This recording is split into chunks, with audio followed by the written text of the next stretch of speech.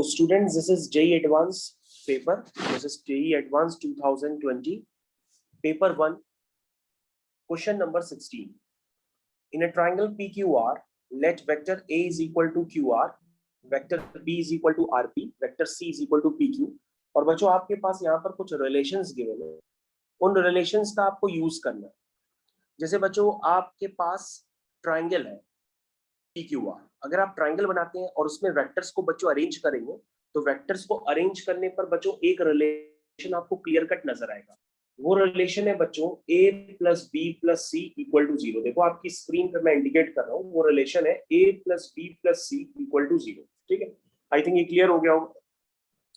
और बच्चों ये जैसे ही रिलेशन आ जाएगा तो उसके बाद आप क्या करोगे, आपके पास जो कंडीशन गिवन है उस गिवन कंडीशंस में यानी कि जो a dot C minus B है उसमें a की जगह आप पुट कर दोगे माइनस बी माइनस सी। ठीक है, उसी तरह c की वैल्यू पुट करोगे और वैल्यू पुट करने के बाद आपको क्या करना पड़ेगा, इसको सिंप्लीफाई करोगे तो a plus B dot A minus B होता है mod A square minus mod B square. इस प्रॉपर्टी को यूज करेंगे तो आपके पास बच्चों यहाँ से वैल्यूज पुटिंग करने पर a और b की आपके पास मॉड c निकल करके आ जाएगा। तो बच्चों जब आपके पास मॉड सी निकल के आ जाएगा तो उसके बाद क्लियर कट है, आपसे पूछा गया है a क्रॉस b का मॉडुलस का स्क्वायर। तो सबसे पहले बच्चों जब आप a क्रॉस b लिखेंगे तो सोचेंगे a और b के बीच का एंगल। और बच्चों ये भी कंसेप्ट आपको पता होना चाहिए, हालांकि इस कंसेप्ट का यहाँ पर कोई ज्यादा इफेक्ट नहीं पड़ रहा है, कि a क्रॉस b में जो होता है वो एंगल जो थीटा होता है वो a और b के बीच का एंगल होता है। तो लेकिन बच्चों जब हम वेक्टर a और b को ध्यान से देखेंगे तो उनके बीच का जो एंगल है वो पाई माइनस थीटा है। ये बात आपको बच्चों क्लियर होना चाहिए, क्योंकि दो वेक्टर्स के बीच का एंगल देखने के लिए हम उनकी टेल के बीच का एंगल देखते हैं, उनकी हेड और टेल के बीच का एंगल नहीं देखते। ये बात आपको पता होनी चाहिए, वेक्टर्स में आपको फिजिक्स में बताया भी जाता है। लेकिन बच्चों ये एंगल जब आप लिखोगे तो वो पाई माइनस थीटा है और sine pi minus theta sine theta हो जाएगा, इसलिए इस एंगल का कोई ज्यादा इफेक्ट यहाँ पे नहीं पड़ रहा है। और क्रॉस प्रोडक्ट एक वेक्टर प्रोडक्ट भी हम इसको कहते हैं, इसमें रिजल्ट में आता है एक डायरेक्शन, जिसको हम लोग कहते हैं के कैप या यहाँ पे नीटा कैप लिख सकते हैं, क्योंकि अगर हमको उसका मॉडुलस लेना पड़ेगा तो जो भी डायरेक्शन होगा चाहे वो आई कैप हो चाहे जे कैप हो चाहे के कैप, उसका यूनिट वेक्टर लेंगे तो यूनिट वेक्टर का मैग्नीट्यूड क्या होगा, 1 होगा। तो यहाँ पे a क्रॉस b जब हम लेंगे तो आपके पास बन जाएगा फाइनली a क्रॉस b के मॉडुलस का square, this is mod a square mod b square sine square theta. और बच्चों जब आप इसको सिंप्लीफाई और भी करोगे तो ये वैल्यू निकल के आएगी 108। ठीक है, और बच्चों लॉ ऑफ कोसाइंस आप जानते हैं, लॉ ऑफ कोसाइंस आप यूज करेंगे, उससे कॉस थीटा अप्लाई कर देंगे, कॉस थीटा से आपका एंगल आ जाएगा, थीटा पाई बाय 3 आ जाएगा। जब थीटा पाई बाय 3 है तो वही साइन थीटा में थीटा पाई बाय 3 पुट करेंगे तो वैल्यू उसकी 3/4 हो जाएगी। तो आई थिंक बच्चों अगर आपको ये क्वेश्चन क्लियर हो गया हो, और यदि नहीं भी क्लियर है तो बच्चों आप सॉल्यूशन ऑफ ट्राइंगल में जाकर के इन फॉर्मूलों को रिवाइज कर लीजिए, क्योंकि इन फॉर्मूलों का यहाँ पे यूज किया गया है। बच्चों जैसे साइन रूल होता है, sine A upon A is equal to sine B upon B is equal to sine C upon C is equal to K, जैसे साइन रूल होता है वैसे ही लॉ ऑफ टेंजेंट्स होता है, उसी तरीके से लॉ ऑफ कोसाइंस होता है। तो बच्चों कोसाइन रूल को यहाँ पर यूज किया गया, उसको यूज करके ही यहाँ पे क्वेश्चन हो सकता है, अदरवाइज ये क्वेश्चन हो नहीं पाएगा, आप एंगल ही निकाल सकते हैं। और बच्चों ये कंफ्यूजन दूर कर लीजिएगा कि ये राइट एंगल ट्राइंगल है, ये राइट एंगल ट्राइंगल अगर होता तो यहाँ पर ये 3 4 5 का पेयर होता, यहाँ 3 4 13 का जो ट्रिपलेट होता है वो राइट एंगल ट्राइंगल को इंडिकेट नहीं करता है। तो ये बात आपको समझ में आनी चाहिए, और क्वेश्चन बहुत इजी है, बस आपको जो गिवन क्वांटिटीज थी उनको यूज करना था, और इससे आईआईटी के लिए आपके प्रवेश द्वार खुल जाते हैं। ओके बच्चों, तो नेक्स्ट क्वेश्चन की तरफ मूव करते हैं। तो बच्चों नेक्स्ट क्वेश्चन आपकी स्क्रीन पे है, this is a paper 2 JEE Mains 2020 paper 2 solution. तो बच्चों हम लोग वो क्वेश्चंस पहले करते हैं जो एग्जाम में होने की जल्दी प्रोबेबिलिटी नजर आ रही है, तो बच्चों ये क्वेश्चन जल्दी हो सकता है। तो बच्चों जल्दी से इस क्वेश्चन को अटेम्प्ट करिए, आपके पास टाइम स्टार्ट हो चुका है, क्वेश्चन को करिए और मेरे को बताइए क्वेश्चन हो पा रहा है आपसे कि नहीं हो पा रहा है। बाय द वे ये क्वेश्चन जो है बच्चों आपकी शीट में भी गिवन है, और ये क्वेश्चन आपको प्रैक्टिस में भी कराया गया है इस तरह के क्वेश्चंस, तो आपको ये क्वेश्चन शायद जल्दी स्ट्राइक करें अगर आप करना चाहें तो। लेकिन ये बच्चों क्वेश्चन नंबर 16 था, ये जरूर ध्यान दीजिएगा कि क्वेश्चन नंबर टोटल 18 क्वेश्चन होते हैं, 18 क्वेश्चन में से ये जो क्वेश्चन नंबर है ये 16th नंबर क्वेश्चन है। ठीक है, तो 16th नंबर हम लोग क्वेश्चन डायरेक्टली कर रहे हैं कि हम लोग को वो क्वेश्चंस करने होते हैं जो जल्दी एग्जाम में हो जाए। ठीक है बच्चों, तो सबसे पहले आप क्या करेंगे, यहाँ पर अपने फंक्शन को अगर आप ध्यान से देखें तो ये फंक्शन आप जानते हैं। यस बेटा बताइए। सर 19। ओके, इस क्वेश्चन का आंसर आपने बताया, अभी चेक करते हैं। तो बच्चों इस क्वेश्चन का आंसर अभी हमारे पास आवाज आई, इसका क्वेश्चन का आंसर है 90। चेक कर लेते हैं। तो बच्चों आपको बताया था कि कभी भी fx अगर इस फॉर्म से दिया है 4x अपॉन 4 की पावर x प्लस 2, तो बच्चों आपको ध्यान देना होता है कि आपके पास जिस वैल्यू को पूछा गया है उस वैल्यू में कुछ सिमेट्री है। सिमेट्री का मतलब ये है बच्चों कि अगर आपके पास f ऑफ 1/40 है, ठीक है, और f ऑफ 1/40 के साथ बच्चों अगर आप f ऑफ 39/40 लेंगे, ठीक है, और f ऑफ 2/40 के साथ बच्चों आप f ऑफ 38/40 ले लें। आप हमारी बात समझ रहे हैं? आपको हमारी बात समझ में आने लगी होगी कि f ऑफ 3/40 के साथ आप ले लें f ऑफ 37/40। तो बच्चों ये पैटर्न इस तरह से चल रहा, मैंने आगे से टर्म लिया, पीछे से एक टर्म लिया, फिर मैंने आगे से एक टर्म लिया, फिर मैंने एक पीछे से टर्म लिया। ऐसा करते करते करते बच्चों जब हम लोग यहाँ पहुंचेंगे f ऑफ 19/40, तो f ऑफ 19/40 को क्या चाहिए होगा बच्चों? f ऑफ 21/40 चाहिए होगा, ठीक है। और बच्चों एक टर्म होगा इसके आगे वाला, वो होगा f ऑफ 20/40, वो किसी के साथ पेयरिंग नहीं कर पाएगा। तो बच्चों अगर आप ध्यान से देखें तो आपके पास कुछ यहाँ पे पेयरिंग नजर आ रही है। क्या नजर आ रही है? ये है f ऑफ 1/40 और ये f ऑफ 39/40, इसका सम। ये है f ऑफ 2/40, f ऑफ 38/40, इसका सम। तो बच्चों अगर आप ध्यान से देखेंगे तो आपके पास जो फंक्शन है वो एक रिलेशन को फॉलो करता है, और रिलेशन ये है कि fx plus f of 1 minus x, ये जो सम होता है, ये सम बच्चों किसके इक्वल होता है? ये सम इक्वल होता है 1 के। क्योंकि अगर आप बच्चों उसको क्रॉस चेक करेंगे तो आप इसको कर सकते हैं कि आपका fx है। अब आप एक काम कर लीजिए, f ऑफ 1 माइनस x लिख लीजिए, इसका मतलब जहां जहां x है उसको 1 माइनस x से रिप्लेस कर दीजिए। तो बच्चों जब ऐसा आप करेंगे तो fx plus f of 1 minus x का जो सम आएगा वो 1 आएगा। आई थिंक हर बच्चे को ये बात क्लियर हो गई होगी, क्योंकि ये तो आपकी शीट का ही क्वेश्चन है। और बच्चों अगर आप चेक करेंगे तो ये यहाँ से 1 यहाँ से आया, फिर 1 यहाँ से आया, फिर ये 1 यहाँ से आया, ऐसे ऐसे करते करते फिर 1 यहाँ से आखिरी बार आया होगा। प्लस बच्चों f ऑफ 20/40 अकेला रह जाएगा, उसको f ऑफ 1/2 कह सकते हैं। और बच्चों जो क्वेश्चन है आपका उसमें अगर आप ध्यान से देखें तो f ऑफ 1/2 उसमें माइनस में आपके पास पहले से गिवन है, तो इसका मतलब ये हुआ कि बच्चों f of plus half, f of minus half, ये आपस में कैंसिल हो जाएंगे। कैंसिल होते होते होते आपको बच्चों एक बात दिखेगी कि 1 1 1 1 1 ये कितनी बार आ रहा, ये सम होते होते 19 हो जाएगा। तो बेटा इसका करेक्ट आंसर जो होगा बच्चों वो 19 होगा। अब आप इस क्वेश्चन को बच्चों फिर से देख सकते हैं, कोई कंफ्यूजन हो तो दोबारा पूछ सकते हैं। इसी तरीके से बच्चों हम लोग एक दूसरा क्वेश्चन भी स्टार्टअप में ले रहे हैं, लेकिन बच्चों जैसा कि मैंने बताया वही क्वेश्चन हम लोग लेंगे जो जल्दी हो सकते हैं। तो बच्चों जो आप स्क्रीन पे देखिए, स्क्रीन पे बच्चों अगर आप ध्यान से देखेंगे तो स्क्रीन पे दिया है question number 17। This is JEE Mains 2020 paper 2 again. तो बच्चों आप देख सकते हैं आपकी स्क्रीन पे क्वेश्चन नंबर 17 है, और क्वेश्चन नंबर 17 के भी कंसेप्ट बच्चों आपको बताए जा चुके हैं कि क्वेश्चन किस तरह से होता है, काफी बार बताए गए हैं आपको क्लासरूम प्रोग्राम्स में। तो क्वेश्चन नंबर 17 किस तरह से हो सकता है? सबसे पहले क्वेश्चन लिखा है f is defined that is r to r, यानी फंक्शन की डोमेन भी रियल नंबर है, कोडोमेन भी रियल नंबर है, with differentiable functions such that its derivative f dash is continuous and f pi is equal to -6।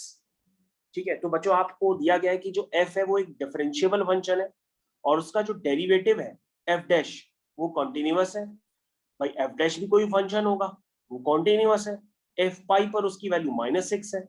और बच्चों यहाँ पर एक और फंक्शन डिफाइन किया गया है। फंक्शंस यहाँ पे इतने डिफाइन किए जाते हैं कि उसमें भी कई बच्चे कंफ्यूज हो जाते हैं, लेकिन बच्चों अगर आप ध्यान दें ऊपर स्मॉल f है और जो नीचे है वो कैपिटल f है, तो स्मॉलर ऑफ कैपिटल f में आप अलग अलग फर्क करके समझिए। यानी ओवरऑल बच्चों जो आपके पास कैपिटल f फंक्शन है उसमें कोई कंफ्यूजन मत क्रिएट करिएगा। Small f it's different thing, capital f it's different thing. तो बच्चों आपके पास लिखा है कि जो fx है वो है आपका 0 से x, और अंदर बच्चों ध्यान से देखिएगा ये जो f है ये स्मॉल f है, स्मॉल f t dt। बच्चों यहाँ पर कंफ्यूजन मत क्रिएट कीजिएगा, कंफ्यूजन आपने क्रिएट किया नहीं कि क्वेश्चन गया। ये बच्चों आपका fx है, fx को ध्यान से देखिए, कोई कंफ्यूजन है तो आपको पूछिए। ये बच्चों आपका fx है, क्या लिखा है fx, 0 से x ft dt, ठीक है। बच्चों यहाँ पे काम कर लो, आप लोग लेबनीज थ्योरम तो जानते हो, तो बच्चों जब आप लेबनीज थ्योरम जानते हो तो उसको यहाँ पर अप्लाई करो। तो क्या क्या आप लोग लेबनीज थ्योरम जानते हो? अगर जानते हो तो बच्चों उस पर अप्लाई करने की पूरी कोशिश करो। लेबनीज थ्योरम, लेबनीज थ्योरम तो कैसे अप्लाई करोगे आप? लेबनीज थ्योरम का मतलब होता है डिफरेंशिएशन दोनों तरफ, यानी बच्चों आप दोनों तरफ डिफरेंशिएट करो, तो ये हो जाएगा d by dx of capital fx is equal to d by dx of, this is differentiation of integration, और डिफरेंशिएशन ऑफ इंटीग्रेशन को ही बच्चों हम लोग क्या कहते हैं? इसको कहते हैं लेबनीज थ्योरम। तो बच्चों आप ध्यान से देखिए, डिफरेंशिएशन ऑफ fx, तो ये क्या हो जाएगा बच्चों? ये हो जाएगा f dash x is equal to, आगे क्या होगा बच्चों? लेबनीज थ्योरम कैसे लगाते हो बच्चों? जो ऊपर वाला फंक्शन है लिमिट की, अपर लिमिट आप एक जगह पुट कर दोगे और x का डिफरेंशिएशन आप 1 कर दोगे, ठीक है। और बच्चों जब x का डिफरेंशिएशन 1 हो जाएगा फिर माइनस लगाओगे, फिर f के अंदर 0 डालोगे और d by dx ऑफ 0 करोगे। तो बच्चों यहाँ पे से आपके पास एक रिलेशन आ गया कि f डैश x जो है वो स्मॉल fx के इक्वल है, ठीक है। ये बच्चों मैं नहीं कह रहा हूँ, ये एक रिलेशन गिवन था, थोड़ा सा सही ढंग से फॉर्म में हमने उसको कन्वर्ट कर लिया, क्योंकि लेबनीज थ्योरम तो हम लोग जानते थे। इसका मतलब बच्चों कैपिटल f डैश x जो है जरूरत पड़ने पर हम उसको स्मॉल fx लिख सकते हैं, ये इसका मतलब। अब बच्चों हम लोग के पास जो डाटा गिवन है उस डाटा को यूज करते हैं। डाटा जो गिवन है बच्चों उसमें इंटीग्रेशन है, इंटीग्रेशन में एक स्मॉल f है और एक कैपिटल f है, ये भी आपको ध्यान से देखना होगा, ऐसा नहीं आप उसमें गड़बड़ कर दें। तो बच्चों आप ध्यान से देखिए, जो इंटीग्रेशन है उसमें गिवन है आपके पास 0 से पाई, फिर लिखा है स्मॉल f और फिर लिखा है कैपिटल F। ये बच्चों बड़ा ही कंफ्यूज करता है, स्मॉल f और कैपिटल F, यहां पर थोड़ा सा अंतर बना के रखिएगा। उसके बाद बच्चों ये तो नॉर्मल सा इंटीग्रेशन अभी दिखाई दे रहा है, हम इसको स्प्लिट कर लेते हैं। तो स्प्लिट करने पे ये स्मॉल f डैश x है, ठीक है, cos x dx प्लस फिर ये capital fx cos x dx is equal to 2। ये बच्चों आपके पास डाटा गिवन, ठीक है। अब बच्चों आप क्या करोगे, इस पे आप बाई पार्ट्स लगा लो। आप क्या लगा सकते हो, उस पे बाई पार्ट्स लगा सकते हो। तो जब बच्चों बाई पार्ट्स आप लगाओगे तो इसको आप फर्स्ट फंक्शन मान लो और इसको सेकंड फंक्शन मान लो, और बाई पार्ट जरा आप लगाओ अपनी आप से, कैसे लिखोगे? First function integration of second function minus integration बड़ा bracket d by dx of first function into integration of second function dx। I think सभी बच्चों को क्लियर हो गया होगा कि मैंने फर्स्ट फंक्शन और सेकंड फंक्शन इस तरह से क्यों एज्यूम किया। तो बच्चों अब आप देख सकते हैं कि जो f डैश x का इंटीग्रेशन है, देखिए बच्चों f डैश x का जो इंटीग्रेशन है वो बच्चों क्या आएगा? f डैश x का इंटीग्रेशन क्या आएगा? स्मॉल fx आ जाएगा। मेरी बात आपको समझ में आनी चाहिए कि ऊपर का रिलेशन आपके पास गिवन है ऑलरेडी, उसको आपको यूज करना होगा कि f डैश x का जो इंटीग्रेशन होगा वो क्या होगा? वो वापस fx हो जाएगा। f डैश x का इंटीग्रेशन क्या हो जाएगा? fx हो जाएगा। तो बच्चों आप उसको fx लिख लीजिए, उसको आप fx लिख लीजिए। ये बात समझ में आनी चाहिए कि f डैश x का इंटीग्रेशन क्या होगा? fx होगा। ये बात सभी बच्चों को समझ में आनी चाहिए। Okay, minus integration cos x का इंटीग्रेशन क्या हुआ? Minus sine x, plus sine x हो गया dx। और बच्चों फिर से यहां पर आ गया स्मॉल fx, तो f डैश x का हो जाएगा स्मॉल fx, ठीक है। ये बात सबको समझ में आ गई होगी, dx। अब बच्चों जो सेकंड वाला पार्ट था हम उस पे भी अप्लाई करते हैं। सेकंड वाले पार्ट की तरफ ध्यान से देखिए, सेकंड वाले पार्ट में लिखा हुआ है इसको आप फर्स्ट फंक्शन मान लो और इसको आप सेकंड फंक्शन मान लो, ठीक। अब करो जरा, कैसे करोगे? First function integration of second function minus integration बड़ा bracket d by dx of first function into integration of second function bracket close dx, और ये सारी वैल्यूज बच्चों इक्वल टू 2 है। ये ऑब्वियस सी बात है, सारी वैल्यूज इक्वल टू 2 चल रही है। यहां तक सबको समझ में आ गया होगा। ओके, तो यहां पर थोड़ा डाटा हम लोग लिख लेते हैं। This is cos x small F x plus integration sine x small F x dx plus, तो ये बच्चों हो गया कैपिटल एफ एक्स है, और cos x का क्या हो गया, cos x का इंटीग्रेशन sin x होता है माइनस। हाँ बच्चों, अब आपको यहाँ ध्यान देना होगा कि ये हम आगे क्या करें, ये आपको मेरे को बताना होगा। जो एफ एक्स है, कैपिटल एफ एक्स का जो डिफरेंशिएशन है उसका नाम होगा एफ डैश एक्स। कैपिटल, मेरी आवाज आ रही है?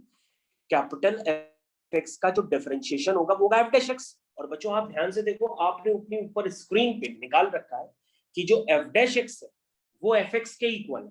तो आप इसको लिखोगे क्या, small F x into cos x का साइन एक्स। ये आएगा बच्चों इंटीग्रेशन में dx।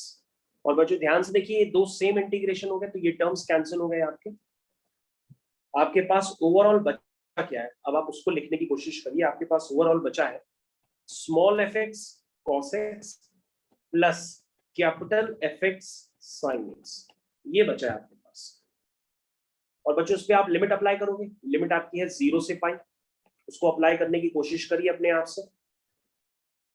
तो बच्चों जब आप इसको अप्लाई करोगे यहाँ पे तो ये क्या बन जाएगा, सबसे पहले upper limit minus lower limit करोगे, तो उसको अप्लाई करिए बच्चों, बताइए जरा क्या आ रहा है। और जो डाटा उसको यूज कर लीजिएगा, जो भी डाटा हो आपके पास। डाटा दिया है बच्चों की एफ पाई, स्मॉल एफ पाई जो है वो -6 है, स्मॉल एफ पाई जो है वो -6 है, और आपसे स्मॉल एफ 0 पूछा जा रहा है। तो बच्चों यहाँ पर सारी वैल्यूज पुट करिए, आपका डायरेक्ट आंसर निकल के आ जाएगा। तो अगर आपको लिमिट नहीं रखने आती तो आप देख लीजिए, स्मॉल एफ यानी F pi cos pi upper limit minus lower limit, तो आप देख सकते हैं बच्चों मैंने अप्लाई कर दी, प्लस उसके बाद बच्चों फिर अप्लाई करिए capital F pi sine pi minus capital F zero sine zero.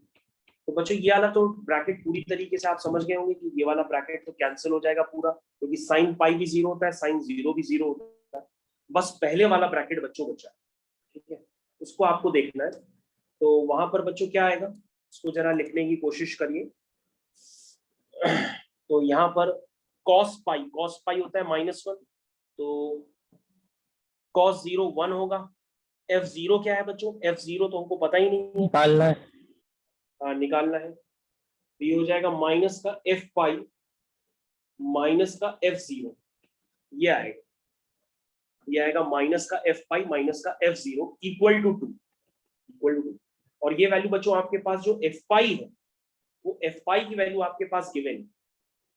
F pi की वैल्यू क्वेश्चन में गिवन है, आप चेक करो कितनी गिवन है, वो है -6। फिर आंसर 4, एफ पाई की value -6, 6 minus F 0 equal to 2, यानी एफ 0 की वैल्यू हो गई 4। तो बच्चों इस क्वेश्चन का जो करेक्ट आंसर है दैट इज इक्वल टू 4। तो बच्चों आप इसको 4 यहाँ पर पुट कर सकते हैं, और आप इसको रिव्यू कर सकते हैं दोबारा अगर ना समझ में आया हो तो उसका करेक्ट आंसर है बच्चों 4।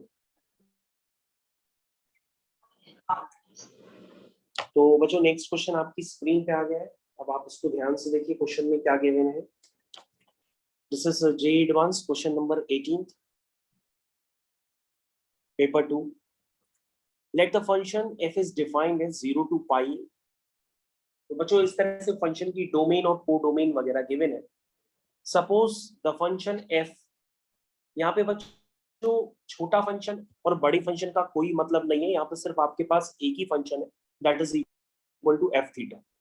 Suppose that the function has a minimum at theta precisely when theta belong to वगैरह वगैरह सब दिया हुआ है। सबसे पहले बच्चों आप तो एक काम करो, काम आपके पास ये है कि आपके पास इस फंक्शन की मिनिमम वैल्यू निकालनी है।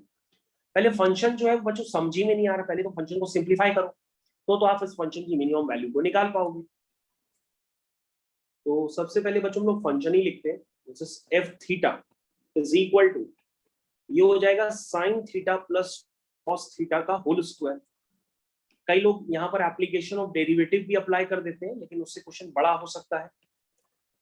ये है बच्चों इस तरह से आपका फंक्शन। अब बच्चों इसको सिंप्लीफाई करते हैं। सबसे पहले तो क्या आएगा, आप कहोगे सर ये तो आ जाएगा sine square theta plus cos square theta plus 2 sine theta cos theta, तो ये हो जाएगा 1 प्लस साइन 2 थीटा। इसको लिख सकते हैं 1 प्लस साइन 2 थीटा, ठीक है। और जो दूसरा वाला है बच्चा, उसको हम लिख सकते हैं sine theta minus cos theta का whole square into sine theta minus cos theta का होल स्क्वायर। तो इसको आप ऐसे पहले लिखिए तो आपको समझ में आएगा, मतलब इसका स्क्वायर कर लीजिए और फिर आप इसका भी स्क्वायर कर लीजिए। तो ये हो जाएगा F theta is equal to 1 plus sine 2 theta plus, बच्चों ध्यान दीजिए, ये हो जाएगा sine square theta plus cos square theta minus 2 sine theta cos theta, यानी ये हो जाएगा 1 माइनस साइन 2 थीटा, और 1 माइनस साइन 2 थीटा का क्या है ये स्क्वायर। क्या ये सबको समझ में आ गया आदित्य? Yes sir. तो ये हो गया बेटा F theta is equal to, ये हो गया 1 प्लस साइन 2 थीटा प्लस ये हो जाएगा 1 प्लस साइन स्क्वायर 2 थीटा, ये हो गया A square plus B square minus 2ab, यानी कि माइनस 2 साइन 2 थीटा। तो बच्चों आपका यहाँ से एफ थीटा निकल के आ गया है, दिस इज 1 प्लस 1, ये कितना हो गया 2 हो गया, 1 प्लस 1 कितना हो गया 2 हो गया, और ये हो गया साइन स्क्वायर 2 थीटा, तो ये हो गया sine square 2 theta minus sine 2 theta minus sine 2 theta plus 2। ये बच्चों आपके पास इक्वेशन निकल करके आएगी, ठीक है। और बच्चों अगर आप इस इक्वेशन को देखें तभी कुछ काम बन पाएगा। क्या करना होगा इसमें आगे, आप इसको परफेक्ट स्क्वायर की तरह कन्वर्ट करिए, क्योंकि फंक्शन की मिनिमम वैल्यू कभी भी निकालनी हो तो सबसे पहले हम उस इक्वेशन को परफेक्ट स्क्वायर बनाने की कोशिश करते हैं। बच्चों आपको परफेक्ट स्क्वायर बनाने में प्रॉब्लम है कि तो साइन 2 थीटा को आप टी मान लीजिए, तो एक सेकंड के लिए आप टी मान लीजिए अपने मन में, तो ये बन जाएगा टी स्क्वायर माइनस, क्या बन जाएगा T square minus T plus 2। बच्चों अब तो बना सकते हैं इसको परफेक्ट स्क्वायर, कैसे बनेगा, ये बनेगा टी स्क्वायर प्लस 1/2 का square minus T plus 2 minus 1/4। आई थिंक सभी बच्चों को अब तो क्लियर हो गया होगा कि मैं क्या बताने की कोशिश कर रहा हूँ, उसको परफेक्ट स्क्वायर बनाना। तो ये बच्चा बन गया टी माइनस 1/2 का होल स्क्वायर, और ये हो गया 4 2 8 यानी कि 7/4। आई थिंक अब टी की वैल्यू बच्चों आप डाल दीजिए, यानी ओरिजिनल फंक्शन आप लिख दीजिए। तो ओरिजिनल फंक्शन आपका हो गया sine 2 theta is equal to, this is sine 2 theta minus half का स्क्वायर प्लस 7/4। यहां तक सबको क्लियर हो गया? अब बच्चों हमें क्या करना है, हमें फंक्शन की मिनिमम वैल्यू निकालनी है, हमें फंक्शन की मिनिमम वैल्यू निकालनी है, उसको हम निकालने की कोशिश करेंगे। ये आपका एफ थीटा था जो ओरिजिनली मैंने लिख दिया। तो यहां तक सभी को समझ में आ गया होगा। ये बीच में मैंने ये बीच में आप इसको ऐसा मान सकते हैं कि बीच में एक तरह का ये रफ वर्क है, आपने जो किया अपना अलग से, इसको आप रफ वर्क की तरह एज्यूम कर सकते हैं। तो बच्चों आपके पास एफ थीटा तो निकल कर गया। अगर एफ थीटा निकल के आ गया तो आपको उसकी मिनिमम वैल्यू निकालनी है। मिनिमम वैल्यू के लिए हम परफेक्ट स्क्वायर की मिनिमम वैल्यू 0 पुट कर देंगे। जैसे हम परफेक्ट स्क्वायर की मिनिमम वैल्यू 0 पुट करेंगे तो यहाँ से साइन 2 थीटा जो है वो हाफ हो जाएगा। साइन 2 थीटा हाफ का मतलब क्या हुआ कि साइन 2 थीटा, साइन हाफ कब होता है, साइन 30 डिग्री पे होता है। 30 डिग्री मतलब किस पे होता है, या आप उसको जनरल सॉल्यूशन की तरह भी लिख सकते हैं। जरा देख लीजिए यहाँ पर क्या गिवन था बच्चों, जरा ये आपके पास क्वेश्चन में गिवन है जो फंक्शन की डोमेन है वो 0 से पाई। ध्यान से देखिए बच्चों, जो फंक्शन की डोमेन है, फंक्शन की डोमेन में क्या है बच्चों, थीटा। इसका मतलब बच्चों यहाँ पर जो x की जगह है वो थीटा काम कर रहा है, तो थीटा आपका 0 से पाई है। बच्चों यहाँ पर थोड़ा सा ध्यान दीजिएगा, गलती मत कर दीजिएगा। यहाँ पर क्वेश्चन में डाटा आपके पास ऑलरेडी गिवन है कि जो थीटा है आपका वो 0 से पाई है। हम नहीं कह रहे, क्वेश्चन में गिवन, वो भी ओपन ब्रैकेट में, यानी कि इक्वलिटी आप हटा दीजिए। तो बेटा अगर थीटा आपका 0 से पाई है तो 2 थीटा कहां से लाई करेगा, वो लाई करेगा 0 से 2 पाई। तो 0 से 2 पाई के बीच, हाँ, तो 0 से 2 पाई के बीच में साइन हाफ कब होता है, तो तुम कहोगे सर 0 से 2 पाई के बीच में जो साइन हाफ होता है वो 2 बार होता है। वो 2 बार की वैल्यूज अगर आपको नहीं पता है तो आप बना लीजिए। 2 थीटा सर को अपने मन में कुछ एक्स एज्यूम कर लीजिए और सर अपने एक बार साइन का 30 पे होगा। क्या बेटा? सर एक बार 30 पे होगा। हाँ 0 pi by 2 pi 3 pi by 2 2 पाई। तो बच्चों अब आप उसको अपने आप से सोच लीजिएगा। 0 से 2 पाई में एक बार फर्स्ट क्वाड्रेंट आप लेंगे और एक बार सेकंड क्वाड्रेंट में लेंगे, ठीक है ना? तो फर्स्ट क्वाड्रेंट में एक बार सेकंड क्वाड्रेंट में, क्योंकि दोनों तरफ वो पॉजिटिव होगा, तो 0 से 2 पाई में आप फर्स्ट क्वाड्रेंट और सेकंड क्वाड्रेंट ले लीजिए। तो क्या आएगा बच्चों, उसको करके बताइए ओवरऑल। तो आप एक बार लिखोगे कि साइन 2 थीटा जो है हाफ कब हो सकता है? जब वो साइन एक्स हाफ कब होता है? बताइए, साइन क्या लिखेंगे बच्चों? दिस इज पाई बाय 6 लिखेंगे। और क्या आप लिख सकते हैं? पाई माइनस पाई बाय 6, यानी कि 5 पाई बाय 6। तो बच्चों यहां से एक बार आपका 2 थीटा जो है पाई बाय 6 आएगा और एक बार 2 थीटा आपका 5 पाई बाय 6 आएगा। ये आएगा। बोलो भाई, समझ में आया? इसका मतलब यहाँ से यस थीटा सर। बच्चों पाई बाय 12 आ रहा है और जो थीटा है आपका वो 5 पाई बाय 12 आ रहा है। इन दो थीटास पर जो है बच्चों ये फंक्शन अपनी मिनिमम वैल्यू ले सकता है। हम नहीं कह रहे, हमने प्रेडिक्ट किया क्योंकि थीटा 0 से पाई है तो 2 थीटा 0 से 2 पाई हो। तो 0 से 2 पाई के बीच में वो अपनी वैल्यूज हाफ कब लेगा? तो 0 से 2 पाई के बीच में वो हाफ तभी ले सकता है जब वो 30 डिग्री हो, और 180 माइनस 30 दैट इज 150 डिग्री। तो 2 थीटा को मैंने एक बार 30 के बराबर और 2 थीटा को एक बार मैंने 150 के इक्वल कर दिया, वहां से थीटा आ गया। तो बच्चों यहाँ पे 2 थीटा पे वो अपनी क्या ले सकता है? मिनिमम वैल्यू ले सकता है। और बच्चों अगर आप इसको अपना, जैसा कि क्वेश्चन गिवन है, तो वो थीटा तो आपने निकाल लिया है। वो थीटा क्या है? अगर आप बच्चों अगर आप अपना क्वेश्चन देखें तो उन्होंने सेट में कुछ रिप्रेजेंटेशन किया है। ये सेट्स का रिप्रेजेंटेशन है। This is a representation of set. तो सेट में बच्चों कितने थीटा आपने निकालने? आप कहोगे सर 2 थीटा निकाले। वो 2 थीटा कौन कौन से? कहोगे सर एक पाई बाई 12 है, सर एक जो है वो पाई बाई 12 है और दूसरा जो है बच्चों वो 5 पाई बाई 12। ये बात समझ में आनी चाहिए, ठीक है? इसका मतलब बच्चों ये क्या हुआ? क्वेश्चन तो हो गया लगभग, यहाँ से क्वेश्चन तो हो गया यहाँ से। इसका मतलब बच्चों आपके पास जो सॉल्यूशन है वो उस फॉर्म में लिखिए। तो कैसा सॉल्यूशन है? लैम्डा 1 पाई, लैम्डा 2 पाई, तो 1/12 पाई। दूसरा क्या है? 5/12 पाई। तो बच्चों अब आपको समझ में आ रहा कि मैंने कैसे लिखा इसको? ये लैम्डा 1 पाई, लैम्डा 2 पाई, इसी तरह के सॉल्यूशंस दिए गए। तो बच्चों आपके पास लैम्डा 1 कितना आ गया? 1/12। लैम्डा 2 कितना आ गया? 5/12। और आपसे पूछा क्या गया है? आपसे पूछा गया है लैम्डा 1 प्लस लैम्डा 2, तो वो कितना हो जाएगा? 6/12। 6/12 का मतलब हुआ 1/2। बच्चों क्वेश्चन आपको क्लियर होना चाहिए। क्वेश्चन में यही पूछा है, लैम्डा 1 प्लस लैम्डा 2। अब आर बच्चों जो है वो आप समझी गए थे कि कहां तक कैसे क्या है। क्वेश्चन में देख लीजिए, अगर कोई कंफ्यूजन है तो आप पूछ सकते हैं, क्योंकि इन्होंने क्लियर कट लिखा है कि जो लैम्डा है वो 0 से 1 के बीच में लाई करता है। इसका मतलब 1/12 और 5/12 ये दोनों ही 0 से 1 के बीच में लाई करते हैं। तो इसका करेक्ट आंसर बच्चों निकल के आ गया, दिस इज 1/2। अगर आपको कोई कंफ्यूजन है तो आप बच्चों दोबारा पूछ सकते हैं। तो कोई कंफ्यूजन है बेटा? No sir, no sir. तो बच्चों नेक्स्ट क्वेश्चन आपकी स्क्रीन पे था, जो क्वेश्चन नंबर 6 थे, उसका एक बार आप सॉल्यूशन एक बार दोबारा रिव्यू कर लीजिएगा। हो सकता है आप इसको एल हॉस्पिटल रूल यूज करके करेंगे तो उसमें टाइम टेकन भी लग सकता है और हो भी सकता है एल हॉस्पिटल रूल से। ये सब करने करने के ऊपर डिपेंड करता है कि कौन सा बच्चा कितनी जल्दी कर सकता है। तो बच्चों क्लास 11th में आपको sine C plus sine D, cos C minus cos D, ये जो फॉर्मूले बताए जाते हैं बस उस पर आपको ध्यान देना होगा स्पेशली। और लगाते समय बच्चों जैसे न्यूमिनेटर में तो इजीली लग रहा है, लेकिन डिनोमिनेटर पे थोड़ा सा आपको ध्यान देना पड़ेगा। जैसे बच्चों √2 प्लस √2 cos x है, तो उसमें √2 आप कॉमन लेकर के अंदर 1 प्लस cos 2x लिख सकते हैं, फिर उसको सिंप्लीफाई कर सकते हैं।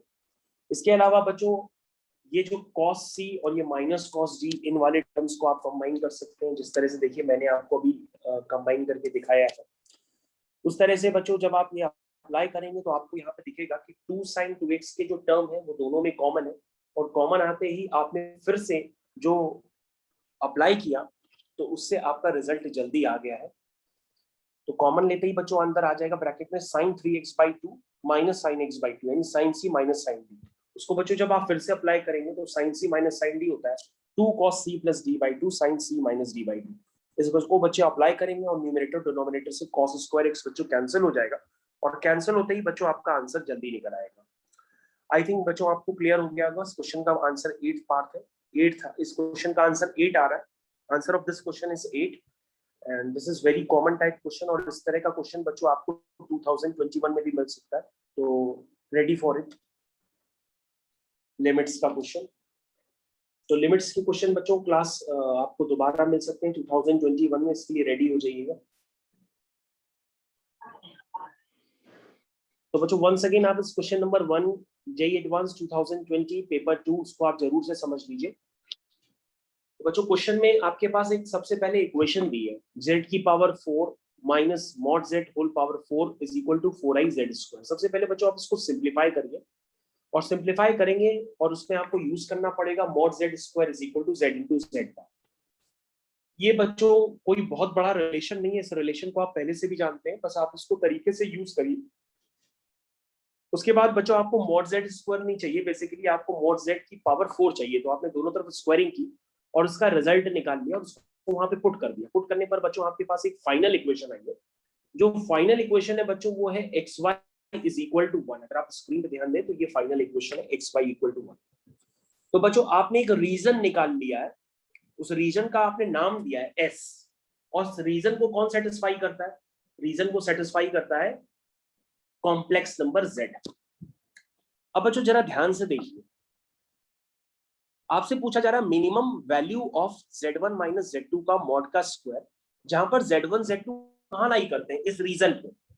रीजन आपका कौन सा है? xy इक्वल टू 1 और xy इक्वल टू 1 क्या होता है? रेक्टेंगुलर हाइपरबोला होता है। यानी कि बच्चों z1 और z2 कहां लाई कर रहे हैं? इस रेक्टेंगुलर हाइपरबोला पे ही लाई कर रहे हैं, ये मतलब है। अब z1 और z2 की एग्जैक्ट पोजीशन बच्चों निकालने के लिए हमारे पास एक डाटा गिवन था कि z1 का रियल पार्ट पॉजिटिव है और z1 क्या था? x1 प्लस i/y1, तो उसका रियल पार्ट क्या हो गया? x1। तो अगर x1 पॉजिटिव होगा तो y1 को भी पॉजिटिव होना पड़ेगा। क्यों? क्योंकि x1 y1 का प्रोडक्ट पॉजिटिव है, क्योंकि वो इक्वल टू 1 है, अभी आपने निकाला। और अगर रियल पार्ट ऑफ z2 देखे तो वो नेगेटिव है, दैट मींस z2 है क्या? x2 प्लस i/y2, उसका रियल पार्ट हो गया x2। तो अगर x2 नेगेटिव है तो y2 को भी नेगेटिव होना पड़ेगा। x2 नेगेटिव है तो y2 को भी नेगेटिव होना पड़ेगा। क्यों होना पड़ेगा भाई? क्योंकि उनका प्रोडक्ट पॉजिटिव है xy इक्वल टू 1। क्योंकि xy इक्वल टू 1 का मतलब क्या हुआ कि उसको x1 y1 इक्वल टू 1 भी सेटिस्फाई करेगा, x2 y2 इक्वल टू 1 भी सेटिस्फाई करेगा। तो बच्चों अगर आप ध्यान से देखें तो आपको ये बात समझ में आएगी कि x1 y1 और x2 y2 की पोजीशन कहां पर हो सकती है। तो अगर आप पोजीशन देखेंगे तो x1 y1 कहां पर होगा? x1 y1 होगा फर्स्ट क्वाड्रेंट में और x2 y2 होगा थर्ड क्वाड्रेंट में, क्योंकि x1 y1 या तो दोनों पॉजिटिव होंगे या तो दोनों नेगेटिव होंगे, तभी xy इक्वल टू 1 हो सकता है। तो बच्चों अगर आप ध्यान से देखें तो इन दोनों के बीच की जो आपको डिस्टेंस निकालनी है वो z1 माइनस z2 है। अब वो डिस्टेंस मिनिमम होनी चाहिए, तो मिनिमम डिस्टेंस बच्चों कहां लाई करेगी? वो y equal to x line के अबाउट ही तो लाई करेगा।